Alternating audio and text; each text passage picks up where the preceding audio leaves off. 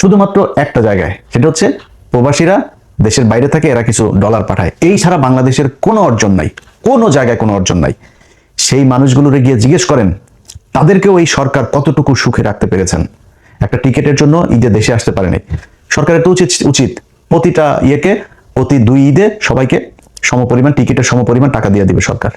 মানেন, আপনি দেশে ঈদ করতে মন চায়, ছেলে মেয়েরে পড়ালেখা করেন অস্ট্রেলিয়া, ইংল্যান্ডে, আমেরিকায়, কানাডায়, আর ঈদের সময় তাদের সেই লন্ডন টন্ডন গিয়ে আবার বাজার টাজার মার্কেট টার্কেট করে নতুন মডেলের আইফোন টাইফোন গোল্ড মোল্ড সব কিনে নিয়ে এসে তারপর ঈদ করতে মন চায়। আর সৌদি আরবের ওই প্রবাসীর মত ঈদ করতে মন চায় না। ওরা যায় জিজ্ঞেস করেন স্বাধীনতার মানে কি, ও বলে দেবে। সো আপনারা আমার এই ভিডিওটা যখন দেখছেন, আমাদের এই দেশের স্বাধীনতাটা হলো, এই ভিডিওটা দেখার 24 ঘন্টাও পার হয় নাই। দৌলতদিয়া পাটুরিয়া ঘাটের একটা বাস আস্তে করে ফেরি দিয়ে নেমে পানিতে পড়ে গেল। 40-50 জন যাত্রী নিয়ে, সেখানে আমি ভিডিও করার আগ পর্যন্ত যতটুকু জানতে পারলাম 25 জনের লাশ অলরেডি উদ্ধার করা হয়েছে। আরো কতজন মারা যাবে ঠিক নাই।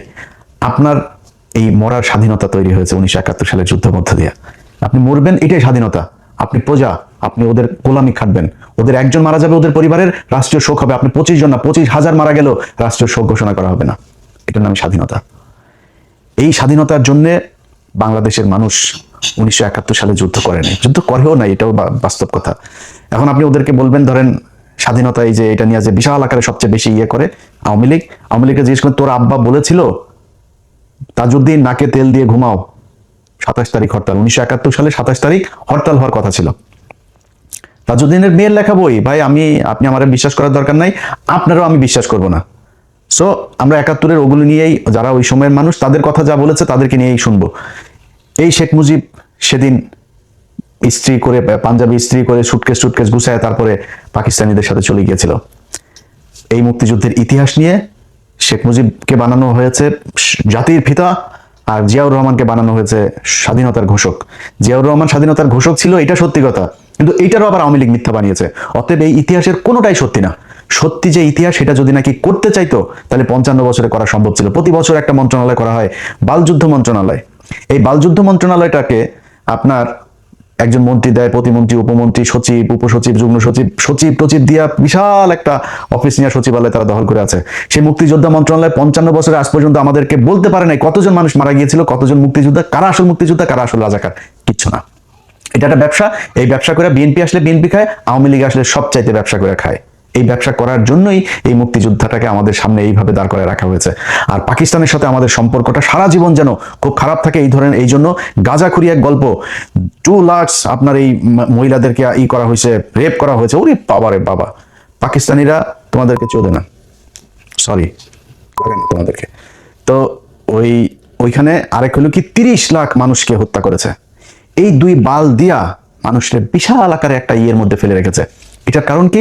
এটার কারণ হলো বাংলাদেশ যেন সারা জীবন ইন্ডিয়ার পায়ের তলে থাকে, কোনোদিন পাকিস্তানের সাথে ভালো সম্পর্ক না হয়, ইন্ডিয়ার ওই পাশে যেন না যাইতে পারে কোনোদিন। যাই করবে, আপনার পররাষ্ট্রনীতি, আপনার অর্থনীতি, আপনার সংস্কৃতি যা যা আছে সবকিছু কন্ট্রোল করবে ইন্ডিয়া। এই জন্যই আমাদেরকে এইভাবে ধরে রাখা আছে। ভাই 1947 সালে 2 পাকিস্তানের 1000 মাইল দূরে যখন ভাগ করে দিয়ে গেছে না ব্রিটিশরা ওই সময় 2 পাকিস্তানের আলাদা করে দিয়ে গেছে। পৃথিবীতে এমন কোনো দেশ নাই যে 2টা দেশ এরকম ভৌগোলিক ইয়ের মধ্যে না থেকে আলাদা থেকে কোথাও আছে। পৃথিবীতে কোনো দেশ কোনো জায়গায় আছে আপনি বলেন আলাদা একসাথে? কেউ নাই। তো বাংলাদেশ আর পাকিস্তান কেমনে থাকবে? টুডে টুমোরো তারা আলাদা হইতই, এটা একদম বাস্তবতা। এর বাইরে আমরা কখনোই যাইতে পারতাম না। এক সময় বাংলাদেশ স্বাধীন হয়ে গেছে 1968 সালে, যখন শেখ মুজিব জায়া রয়ের সাথে আগরতলায় গিয়ে বৈঠক করেছে। পাকিস্তানিরা দয়া করে ওরে মাফ করে দিয়েছে। তো ওই সময় ঝুলাই দেওয়া দরকার ছিল, ওরে মাফ করে দিয়ে তারপরেও চেয়েছে একসাথে থাকতে। তারপরেও কন্টিনিউয়াসলি এই পাকিস্তানিদের সাথে যুদ্ধ, পাকিস্তানিদের লোকজনকে মারা, পাকিস্তানি মহিলাদেরকে রেপ করা। শেখ মুজিবের বেটা ইতিহাস পড়তে হইলে, মানে নিয়ে তর্ক করতে হইলে, কারোর সাথে তর্ক করবি কোনো বিষয় নিয়ে, ন্যূনতম জানবি তো। আমরা যদি আমার মেডিকেল টার্ম নিয়ে কথা বলতে পারি, আমি টার্মের কোনো কিছুই জানি না। তুই যদি ইতিহাস নিয়ে কথা বলতে চাস, মিনিমাম তোর আব্বা যে বই লিখে গিয়েছে তোরা দাবি করিস, এটার নাম কি? অসমাপ্ত আত্মজীবনী। তোর বাপের অসমাপ্ত আত্মজীবনীর মধ্যে দেখবি এই আদমজি জুট মিলের যে মাঠ, এই কলোনির মাঠের এখানে একটা পুকুর আছে, সেই পুকুরের মধ্যে শেখ মুজিব বলছে কমপক্ষে 500 পাকিস্তানিদের লাশ এখানে হয়ে আছে, কমপক্ষে 500 এই পানির মধ্যে ভেসে আছে। এইভাবে পাকিস্তানিদের সাথে তিলে তিলে তিলে তিলে বাংলাদেশিদের করা হয়েছে। পাকিস্তানিরা আমাদের কিচ্ছু দেয় নাই, পাকিস্তানিরা আমাদেরকে সব জায়গায় শোষণ করে রেখেছে, পাকিস্তানিদের সাথে পাকিস্তানিরা আমাদেরকে দিয়ে কাজ করে সব নিয়ে গিয়েছে, এখানে কিছু করে নাই। বেটা পাকিস্তান গিয়েছে আজকে 55 বছর। এই 55 বছরে পাকিস্তান আদমজি জুট মিল দিয়ে গিয়েছে, আদমজি জুট মিল বন্ধ হয়েছে। নিউজ প্রিন্ট কাগজ মিল দিয়ে গিয়েছে, নিউজ প্রিন্ট কাগজ মিল বন্ধ হয়েছে। এই যে বিশ্ববিদ্যালয়গুলো, ঢাকা বিশ্ববিদ্যালয়ের বেশিরভাগ ফ্যাকাল্টিগুলো, ডিপার্টমেন্টগুলো পাকিস্তান করে দিয়ে গিয়েছে, বেশিরভাগ বিভাগ।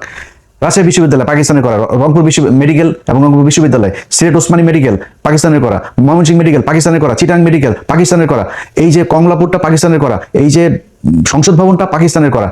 স্বাধীনতার অর্জনের মাত্র 2 বছর আগেও যখন খুব তিক্ত সম্পর্ক, তখনও পাকিস্তানিরা এখানে জাহাঙ্গীরনগর বিশ্ববিদ্যালয়টা করে গিয়েছে 1969 সালে। গুগলে সার্চ দিয়ে দেখ এই জাহাঙ্গীরনগর বিশ্ববিদ্যালয় কবে প্রতিষ্ঠিত হয়েছে। সবগুলো বিশ্ববিদ্যালয় দিয়ে সার্চ দিয়ে দেখবি যে 23 বছরের বঞ্চনা গাঞ্ছনার ইতিহাস এগুলি শোনায়, এই বালের কথা। এই পাকিস্তানিরা এই 23 বছরে এই জিনিসগুলো করে দিয়ে গেছে। যদি না হইতো, বালটাও হইতো না। 1974 সালে খালি এই চারুকলাটা হয়েছে, এর বাইরে আজ পর্যন্ত না হয়েছে কোনো নতুন বিশ্ববিদ্যালয়, না হয়েছে ফ্যাকাল্টি। এটার নামই বাংলাদেশের স্বাধীনতা। এই বালের গান শোনায় ভাই আপনি বলবেন যে হ্যাঁ ওরা আমাদের শোষণ করার জন্য এখানে, এই জাহাঙ্গীরনগর বিশ্ববিদ্যালয় এখানে করেছে পাকিস্তানের লোক এসে পড়ার জন্য, তোর লোকেরা শিক্ষিত করার জন্য এগুলো বানিয়েছে, তারা করেছে এগুলো। এই যে পিজি হাসপাতালটা, এই পিজি হাসপাতাল, ঢাকা মেডিকেল হাসপাতাল লেখ, ওইখানে দেখবি যে পাকিস্তানি ডাক্তারদের কি অবদান, কি করে গিয়েছে তারা এই হসপিটাল। এটা তো 500 বেডের ছিল একসময়, পরে 1800 বেড। এগুলো কারা করেছে? এই পিজি হাসপাতালের বঙ্গবন্ধু বিশ্ববিদ্যালয় কারা করেছে? পাকিস্তানিরা করেছে। আজকে তাদের সাথে আমাদের বিশাল খারাপ সম্পর্ক। ভাই কোনো সমস্যা নেই, আমি এগুলো বলার মানে এটা না যে আমরা আবার পাকিস্তানিদের সাথে আলাদা হইতে, আলাদা হওয়ার দরকার নাই। আমেরিকার সাথে জাপানের আজকে মধুর সম্পর্ক, দক্ষিণ কোরিয়ার মধুর সম্পর্ক, ভিয়েতনামের মধুর সম্পর্ক। ভাই তাদের সাথে যুদ্ধ হয় নাই। আজকে আফগানিস্তানের সাথে রাশিয়ার সম্পর্ক ভালো, একসময় এরা যুদ্ধ করে স্বাধীন হয়েছে ওদের কাছ থেকে। আমেরিকায় আফগানিস্তানকে সাহায্য করেছে। এটাই কৌশল। যার যখন যাকে দরকার হবে। এই ইরানের সাথে রাশিয়ার সম্পর্ক খারাপ ছিল না, তারা আজকে রাশিয়ার কাছ থেকে সব সুযোগ সুবিধা নিচ্ছে না।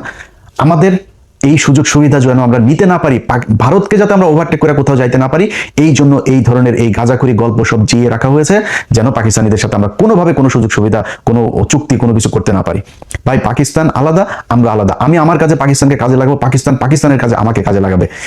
এইভাবেই চলতে হবে। এখন যদি নাকি আপনি বলেন যে ভারতের সাথে আমাদের যে সম্পর্ক, ভারত হলো আমার ভাই। ভারত কয়েকদিন আগে আমাদের তেল দিয়েছে, তেল নাকি কার বলতে গেলে ওরা মুখ খারাপ হয়ে যায়, বুঝছেন, আমি কন্ট্রোল করতে পারি না। ওদের কার নাকি কোন দিক দিয়ে নাকি তেল দিয়েছে। আরে ভারত এখন তেল না, ভারত এখন আরো অনেক কিছু দিতে পারে, কারণ ভারতের এখন চিপার মধ্যে আছে, যেই কারণে ভারত এখন আমাদেরকে কোনো না কোনো ভাবে একটা করতে হবে। কিন্তু ভারতের আসল চেহারা কি সেটা বুঝবি, সেটা বুঝতে হলে চল একজন একটু বক্তব্য শুনি তোদের ভারতের আব্বাস। ভারত আর হাত গুটিয়ে বসে থাকতে রাজি নয়। তারেক রহমানের দেশে ফেরা এবং প্রধানমন্ত্রী হওয়ার নেপথ্যে ভারতের একটি বড় পরিকল্পনা ছিল, আগেই বলেছি। কথা ছিল আওয়ামী লীগের বিরুদ্ধে কোনো প্রতিশোধমূলক রাজনীতি হবে না এবং উগ্র মৌলবাদী শক্তি বিশেষ করে জামাতের প্রভাব নিয়ন্ত্রণ করা হবে। কিন্তু প্রধানমন্ত্রী হওয়ার পর থেকেই তারেক রহমানের ভোল বদল শুরু হয়েছে। ভারতের দেয়া সেই প্রতিশ্রুতির কোনো প্রতিফলন এখন তার কাজে দেখা যাচ্ছে না। তিনি জামাতকে মন্ত্রিসভায় জায়গা দেওয়ার কথা ভাবছেন এবং আওয়ামী লীগের উপর রাজনৈতিক নিষেধাজ্ঞা ও আইসিটি ট্রাইব্যুনালে খড়গ বহাল রেখেছেন, বরং চিঠি দিচ্ছেন আইসিটি রায়ের প্রেক্ষিতে শেখ হাসিনা এবং আসাদুজ্জামান খান কামালকে যাতে তাড়াতাড়ি বাংলাদেশে প্রত্যর্পণ করা হয়। দিল্লির কূটনীতিকদের মতে এটি ভারতের সাথে করা বড় ধরনের কথাখেলাপি বা বিশ্বাসঘাতকতা। আওয়ামী লীগের উপর থেকে নিষেধাজ্ঞার খাড়া তোলার কথা আর উঠছেই না। শেখ হাসিনাকে ফাঁসিতে ঝোলাবার জন্য উল্টে ভারতের কাছে ইউনুস জমানাচ্ছে, কড়া চিঠি দিয়ে প্রত্যর্পণ দাবি করছে তারেক রহমান সরকার। এসব কিসের লক্ষণ? এই সব কিছুই কি সেই পুরনো বিশ্বাসঘাতকতার নতুন সংস্করণ নয়? এটা ঠিক, তারেক রহমান সরকারের বয়স সবে 1 মাস। এর মধ্যে চরম সিদ্ধান্ত নেয়নি ভারত, তবে ঘরপোড়া গরু সিঁদুরে মেঘ দেখে ভয় পায়। তারেক সরকারের কাজকর্মে সেই সিঁদুরে মেঘের লক্ষণ কিন্তু স্পষ্ট ফুটে উঠছে। আওয়ামী লীগ নেতাদের জেল মুক্তির কোনো খবর নেই। যারা মুক্ত হচ্ছেন বিচার বিভাগের নির্দেশে, নতুন মামলা দিয়ে তাদের আবার ঢুকিয়ে দেওয়া হচ্ছে জেলে। এই যদি বিএনপির গণতন্ত্র রক্ষার আসল ছবি হয়, তাহলে সন্দেহ জাগেই। আর ঠিক এই কারণেই হয়তো এবার ভারত আর কোনো বিশেষ দূতের অপেক্ষা না করে অজিত ডোভালের মাধ্যমে সরাসরি 1 মাসের ডেডলাইন দিয়ে দিয়েছে। ভারত তার সাথে কথাবার্তা বলে শুধু কয়েকটি শর্তে, কয়েকটি বিষয় কেবল একমত হয়েছিল, কথা নিয়েছিল তারেক রহমানের কাছ থেকে। তাদের মধ্যে 1, ভারতের উত্তর পূর্বাঞ্চলের বিচ্ছিন্নতাবাদীদের যেন বাংলাদেশের মাটি ব্যবহার করতে দেয়া না হয়। 2, দেশে ইনক্লুসিভ রাজনীতি যেন ফিরিয়ে আনা হয়, অর্থাৎ আওয়ামী লীগকে সরকারি নিষেধাজ্ঞা থেকে মুক্ত করা যেন হয় এবং একই সঙ্গে ক্রাইম ট্রাইব্যুনালের অন্যায্য অবৈধ বিচারকে আইন বিরুদ্ধ বলে ঘোষণা করে সেই বিচারকে বাতিল করা। এবং 3, সরকারে কোনোভাবেই চরমপন্থী বা মৌলবাদী শক্তি যেমন জামায়াতের সরাসরি অংশগ্রহণ থাকবে না। ভারতের এই 3 শর্তে সহমত হলে তারেক দেশে ফেরেন এবং ভারত সব রকমের সহযোগিতা দিয়ে তারেকের জয়ের পথ প্রশস্ত করে। কিন্তু প্রধানমন্ত্রী হওয়ার পর তারেক রহমান কি সেই 2004 সালের মতোই ভারতের বিশ্বাস ভাঙতে চলেছেন? ভবিষ্যতের পথ নিষ্কণ্টক রাখতে শেখ হাসিনার দেশে ফেরা বন্ধ করো, মৃত্যুদণ্ড বহাল রাখো, আওয়ামী লীগকে নিষিদ্ধ রেখে দাও, রাজনীতিতে যেন ফিরতে না পারে আওয়ামী লীগ, যাতে আমেরিকার দালালি করবার জন্য বাংলাদেশ অনন্তকাল তৈরি হতে পারে। দিল্লির রণমূর্তি এই কারণেই, এই জন্যই অজিত ডোভালের চরম বার্তা। কেননা পরিস্থিতি আবার সেই 2004-এর দিকে চলেছে। এই পরিস্থিতিতে ভারত আর হাত গুটিয়ে বসে থাকতে রাজি নয়। নির্ভরযোগ্য সূত্রের খবর অনুযায়ী সেখানে ডোভাল সাহেব কোনো কূটনৈতিক মারপ্যাচ নয়, বরং সরাসরি টাইম বাউন্ড হুঁশিয়ারি দিয়েছেন বাংলাদেশের ডিজিএফআই কে সামনে বসিয়ে। কি ছিল সেই হুঁশিয়ারিতে? এক, আগামী 1 মাসের মধ্যে আওয়ামী লীগের উপর থেকে সমস্ত রাজনৈতিক নিষেধাজ্ঞা তুলে নিতে হবে। 2, আইসিটি অধ্যাদেশ এবং তার অধীনে দেওয়া সমস্ত সাজা ও শেখ হাসিনার মৃত্যুদণ্ডের নির্দেশ বাতিল করতে হবে। 3, যদি এই 1 মাসের মধ্যে কোনো কার্যকর পদক্ষেপ না নেওয়া হয় তবে ভারত তার নিজের স্বার্থ, তার জাতীয় স্বার্থ রক্ষায় যে ব্যবস্থা উপযুক্ত মনে করবে সেই ব্যবস্থা নিতে বাধ্য হবে। এই হুঁশিয়ারি শুধু কথার কথা নয়, ভারতের নিরাপত্তা বিশ্লেষকরাও বলছেন জামাতের উত্থান মানে ভারতের উত্তর পূর্বাঞ্চলের অস্থিরতা তৈরি করা। ভারত কোনোভাবেই তার প্রতিবেশী রাষ্ট্রে পাকিস্তান ঘেঁষা কোনো মৌলবাদী শক্তি, যে শক্তি বাংলাদেশের স্বাধীনতার শত্রু, তাদেরকে সহ্য করবে না। ভারত স্পষ্ট বলেছে সংসদে বিএনপির একক সংখ্যাগরিষ্ঠতা আছে, তবুও জামায়াতকে মন্ত্রী করার কথা উঠছে কেন? পুরনো ভালোবাসার টান, আমেরিকার চাপ? বাংলাদেশ যেন মনে রাখে আমেরিকার সমস্ত হুমকি উড়িয়ে দিয়ে 71-এ ভারতের ফৌজ স্বাধীন করেছিল বাংলাদেশকে। আজ দরকার হলে ভারতের ফৌজ উপযুক্ত ব্যবস্থা নিতে এবারও পিছিয়ে আসবে না। এই হলো ভারতের বন্ধুত্ব। এটা শুরু আজকে থেকে না, সেই 1971 সালের 16 ডিসেম্বর থেকে শুরু করে আজকে পর্যন্ত ভারত কখনো মানতেই পারে নাই যে বাংলাদেশ একটা স্বাধীন রাষ্ট্র। তারেক রহমান তার কথা না শুনলে সে এখানে সোলজার পাঠা, তোরা সোলজার পাঠা, বাংলাদেশে পাঠা, ইস্ট পাকিস্তান, ওয়েস্ট পাকিস্তান, 2 পাকিস্তান মিলা বাম্বু লাগাবে, পাঠা তোরা, যদি ক্ষমতা থাকে তাহলে বাংলাদেশের সোলজার পাঠা, ন্যাংটা বানায় ছেড়ে দিবে। বাংলাদেশের প্রতিটা মানুষকে শুধু একটা কথা বলি ভাই, কথা খুব খারাপ লাগতে পারে, চেতনায় আবার পাশে আগুন লাগতে পারে অনেকের, এই বাংলাদেশ যেদিন আক্রান্ত হবে সেদিন সবার আগে পাকিস্তানি ভাইয়েরা এসে আপনার পাশে দাঁড়াবে, এটা গ্যারান্টি দিলাম। আমি জীবিত থাকি অথবা মৃত থাকি, একটা কথা বললাম, Pakistan will be the first country আপনারে সাপোর্ট করার জন্য।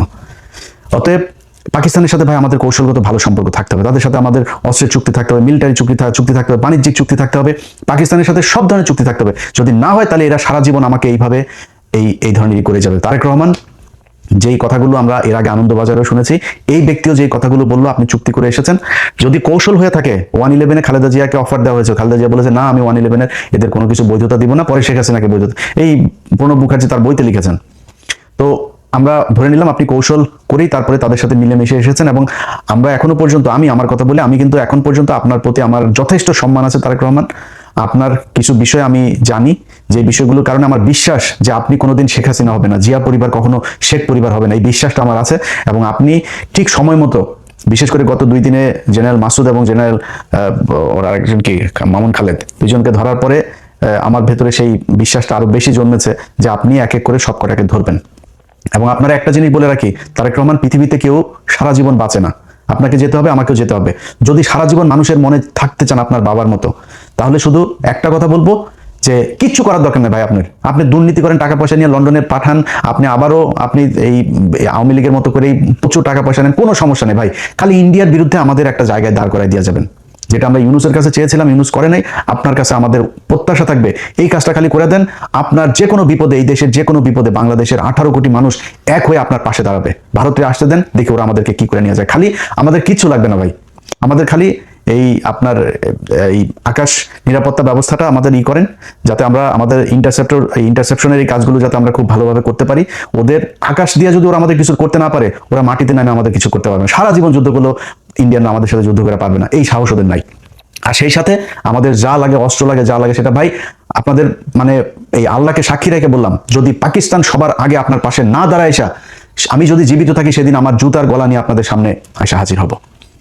অতএব এরা যেই হুমকি ধমকি যা দিচ্ছে, আপনি এটাতে বিচলিত না হয়ে আপনার ওদের সাথে আপনাকে চোখে চোখ রেখে একটা পর্যায়ে গিয়ে কথা বলতে হবে। আপনার যতটুকু কৌশল অবলম্বন করা দরকার আপনি করেন, কোনো সমস্যা নাই।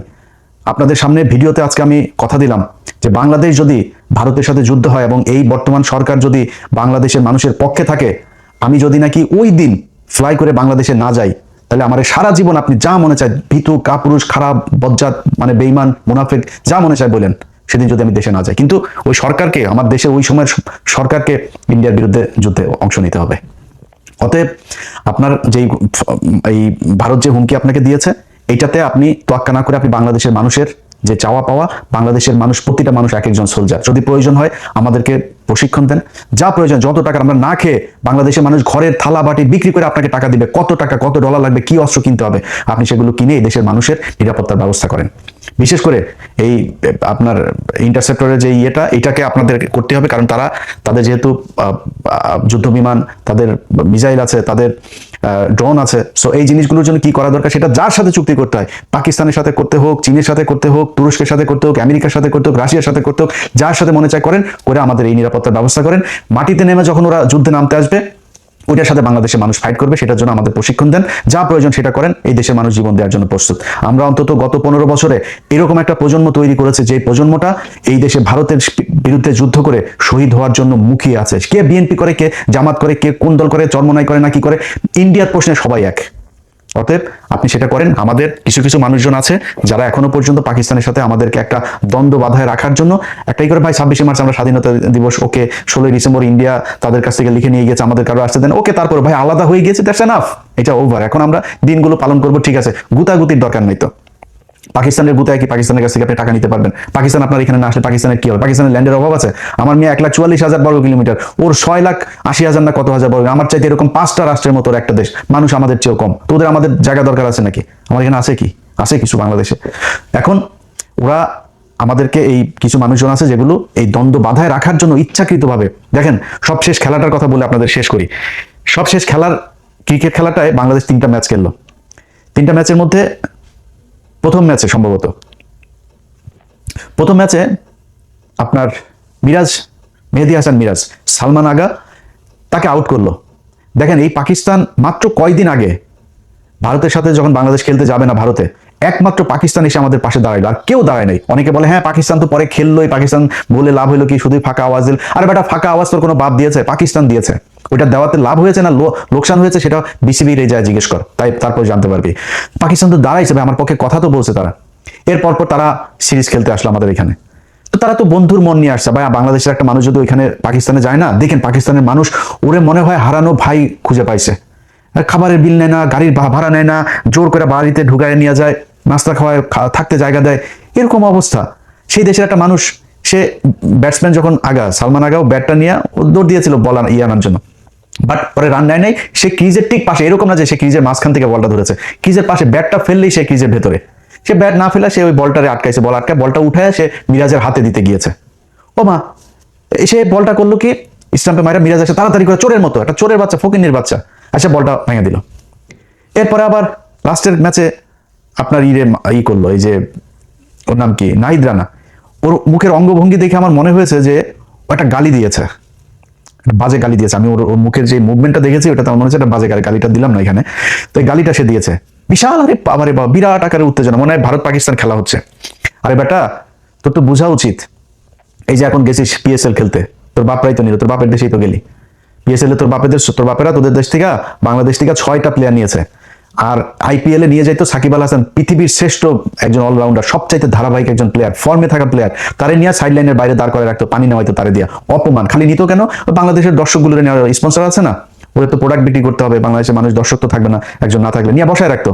এটা করতো ইন্ডিয়া। আরে ভাই, ইন্ডিয়া আজকে সেই শুরু থেকে এখন পর্যন্ত সারা জীবন এই যে টেস্ট স্ট্যাটাস, সবার পরে তারা আমাদেরকে দিয়েছে, এই যে টেস্ট স্ট্যাটাস খেলা মানে না, বাংলাদেশের থাকা উচিত না। এই যে এই সেবাগ, বীরেন্দ্র সেবাগ, এই শালা বলছিল যে বাংলাদেশের টেস্ট স্ট্যাটাস থাকার উচিত না।